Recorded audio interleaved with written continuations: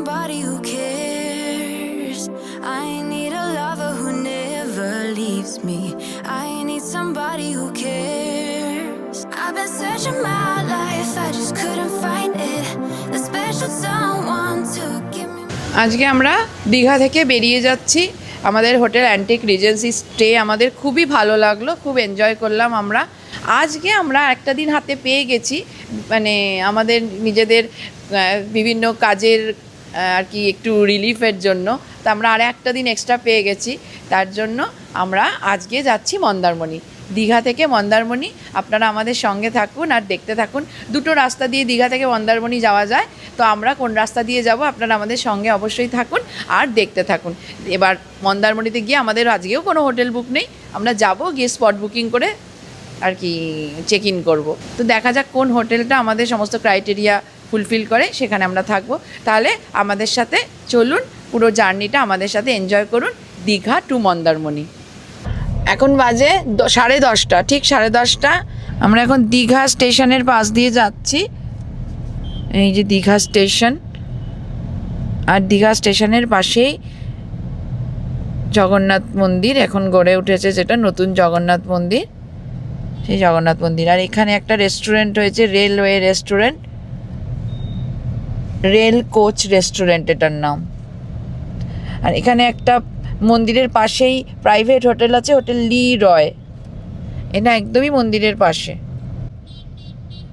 আর এই হচ্ছে জগন্নাথ মন্দির, এই হচ্ছে জগন্নাথ মন্দিরের প্রবেশদ্বার।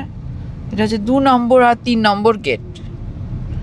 আর এইটা হচ্ছে রাস্তার উপর মূল গেট, চৈতন্যদ্বার। অনেকগুলো গেট আছে, 6 নম্বর গেট, 5 নম্বর গেট। আর এই বাঁ দিকটা হচ্ছে জগন্নাথ মন্দিরের পার্কিং। আর এইখানে আছে হচ্ছে ওয়েস্ট বেঙ্গল ট্যুরিজমের হোটেল দীঘালি 2, একদমই মন্দির, মানে মন্দিরের পাশেই, মন্দির সংলগ্ন, দীঘালি 2। এই হয়ে গেল, এবার আমরা এগিয়ে যাচ্ছি মন্দারমণির দিকে। বাঁ দিকটা চলে গেল দীঘা বাইপাস, আর ডান দিকটা মোহনার দিকে গেছে। আর এরপরে আসবে দীঘা গেট। তো মন্দারমণি যাওয়ার দুটো অপশন, একটা হচ্ছে সোজা এই রাস্তা ধরে গিয়ে চাউলখোলা থেকে ডান দিকে বেঁকা, আর একটা হচ্ছে এই সৈকত সুন্দরী রাস্তায় যেটা আমরা ধরবো। তো এই সৈকত সুন্দরী রাস্তাটা দিয়ে মন্দারমণি গেলে পরে একদম সমুদ্রের ধার বরাবর যাওয়া যায়। এটা হচ্ছে সৈকত সুন্দরী, এখান থেকে শঙ্করপুর 6 কিলোমিটার। তো আমরা সেই রাস্তাটা ধরেই আজকে যাচ্ছি। এই বাঁদিকে বিশ্ব বাংলা গেট চলে গেল, আমরা ধরে নিলাম সৈকত সুন্দরী রাস্তা। এখান থেকে মন্দারমণি দেখাচ্ছে আর এই 16 কিলোমিটার মতো। আমরা ডান দিকে বেঁকছি, শঙ্করপুর আর 1.7 কিলোমিটার, তাজপুর 7 কিলোমিটার, আর ডান দিকে মা কালীর মন্দির আছে, ন্যায় কালীর মন্দির। তো সেইখানেও এখন অনেকেই যায় বেড়াতে, দর্শন করতে। নায়কালী মাতার মন্দির আর নায়কালী ব্রিজ, সামনে যে ব্রিজটা আসছে সেটা নায়কালী ব্রিজ। এই রাস্তাটা দিয়ে নায়কালী মায়ের মন্দির দর্শনে যাওয়া যায়। আমরা এখন যে ব্রিজটা দিয়ে যাচ্ছি সেটা নায়কালী ব্রিজ।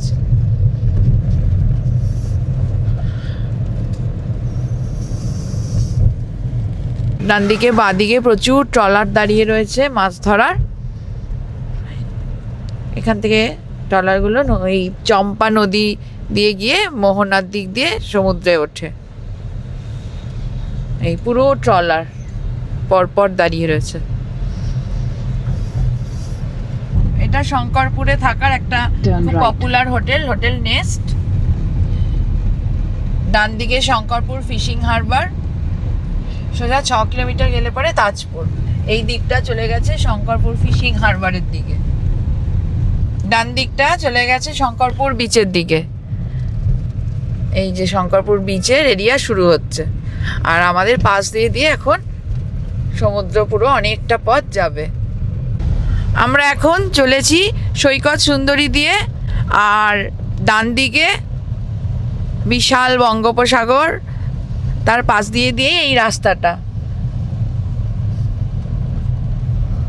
এখানে বেশ কিছু হোটেলও আছে একদম সমুদ্রের পাশে, আরও হোটেল হচ্ছেও। এই রাস্তার অনেকটাই এইভাবে যাওয়ার। এই রাস্তাটা যতটা চওড়া, দুটো গাড়ি ভালোভাবেই পাস হয়ে যায়।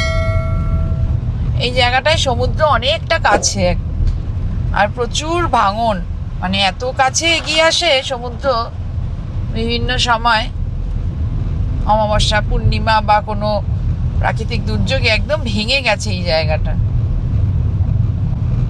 পাথরগুলোকে পর্যন্ত পুরো ঠেলে নিয়ে চলে আসে। হ্যাঁ, আমরা এখন এসে পৌঁছালাম মন্দারমণির হোটেল স্বর্ণভূমি বিচ রিসর্টে। এই রিসর্টে আমরা আগেও থেকেছি, তো আবার আসলাম। দেখা যাক এই রিসর্টে রুম আদৌ অ্যাভেলেবেল আছে, বা থাকলেও সেটা আমাদের রিকোয়ারমেন্টের সাথে যাচ্ছে কিনা সবকিছু দেখে আমরা ঠিক করব যে এখানে স্টে করব নাকি এখানে স্টে করব না। আমরা আজকে এসে উঠলাম স্বর্ণভূমি বিচ রিসর্ট। এটা পার্কিং এরিয়া, আর এদিকে সমস্ত কটেজগুলো রয়েছে, আর এদিকে রয়েছে রিসেপশন। এই রয়েছে রিসেপশন,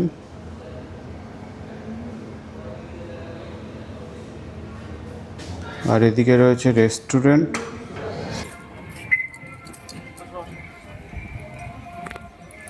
চলুন যাওয়া যাক, রুমটা একটু দেখি। আমরা এখন এসেছি, এখনই জাস্ট চেক ইন করলাম মন্দারমণির হোটেল স্বর্ণভূমি বিচ রিসর্টে। এখানে আমরা এসেছি রুম নাম্বার 3003, একটা ট্রিপল বেডরুম রুম, তাতে আমরা আজকে থাকবো। ফার্স্টে রুমে ঢুকেই হচ্ছে ট্রিপল বেড, একটা বড় কুইন সাইজ বেড, একটা সিঙ্গেল বেড, একটা কাউচ। এখানে ফ্রিজ আছে, মিনি ফ্রিজ, কিছু নেই ফ্রিজে। এখানে সমস্ত টয়লেটারিজ দেওয়া আছে, একটা মিরর আছে, coffee station, tea, coffee, sugar free, sugar, milk, সমস্ত স্যাশে, কাপ, গ্লাস, একটা স্মার্ট টিভি, এসি আছে, দুদিকে সেন্টার টেবিল আছে, আর বাথরুমটা জাস্ট ওয়ার্ড্রব আছে, এখানে ওয়ার্ড্রব আছে, আর বাথরুমটা দেখার মতো বিশাল বড়। Wash basin, western commode, bathtub, সব কিছুই আছে, তার সাথে গিজারও আছে। আর এই হচ্ছে ব্যালকনি, এদের খুললেই ব্যালকনি, সামনে এই ব্যালকনিতে দুটো চেয়ার, একটা সেন্টার টেবিল আছে, আর সামনেই পুল, সেখানে সকাল 9টা থেকে রাত্রি 9টা অবধি অ্যাক্সেস, এবং তারপরেই হচ্ছে সমুদ্র, সি ভিউ, একদম সি ভিউ রুম। এখানে সবগুলো এরকম সাইডে সি ভিউ, শুধু একদম ফ্রন্টেরটা সামনে ফ্রন্ট ভিউ। এখানে আমাদের আর একটা room, super deluxe room, room number 113। রুমের মধ্যে একটা কিং সাইজ বেড রয়েছে, একটা এখানে সোফা, এদিকে একটা মিনি ফ্রিজ, লাগেজ রাখার জায়গা, টিভি, এখানে একটা মিরর রয়েছে, আর এখানে একটা ওয়ার্ড্রব, এসি, ফ্যান সবই রয়েছে। আর এই ওয়াশ এরিয়া, এখানেও বাথটাব রয়েছে, শাওয়ার এরিয়া সবই রয়েছে।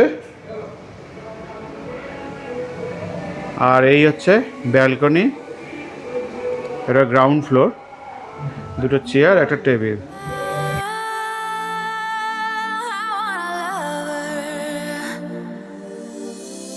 I want someone who can please me.